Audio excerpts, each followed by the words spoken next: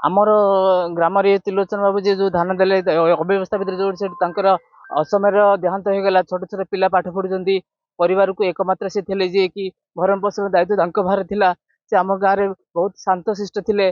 से ये टोकन अवधि सरी जापर बारंबार सुसाइड की सेटिकी शासन तथा से जो पदाधिकार रहिले से एत अव्यवस्था जे से मनीष को कौन भावुं किए जाने। जो मैंने हाथ गुंजा देले जो मैंने बंगाली कि बांग्लादेशी से सहित संपर्क रखी से मधुचंद्रिकार से पैसा पत्र नहीं धान स्थानांतर कले। एम कहे आज आस काली आस एमाने एठारू सेठारू दौड़ी दौड़ी दुर्गाक्रांत होगी अखिया हफिया से मंडी में पड़ी पड़ी शेष में ये घर चिंता तथा परिवार चिंता ऋणक्रांत कर चाषीबासी करके एमानकर यही सब व्यवस्था भितर केते जड़े गोटे मूलिया से मूल लगी निजर परिवार को पोषण करने सहित अन्य मान को देखी एत भाराक्रांत होगा जे से संभाली पारा।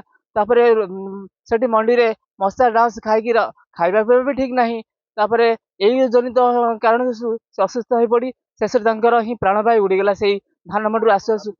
आमे जानबू जे प्रशासन तथा जो मैंने रहिले आमर तृणमूल स्तर से पूरा संपूर्ण लगाम छड़ा कि सरकार कौन मनोवृत्ति अच्छी के जानी जिते आसुच्च शासन गादी आम चाषी मान अमके करूँ समके करूँ सब समस्या समाधान करूँ देखला बेलू परिणाम जीरो आसूसी। जहाँफल कि एमती गोटे पर गोटे चाषी अकाल झड़ी पड़े से परिवार पूरा रसा तौक चली जाऊँगी। आ सरकार आम दाबी करमर जो आमर गाँव में जो चाषी भाई जन गले से क्षतिपूरण सहित समाज में जिते चाषी रहिले से किमिति यही सरकार दृष्टि रखु से सुरखुरी धान देवे से किमिति भल ये करेंगे यही कथा ही आम दाबी कर।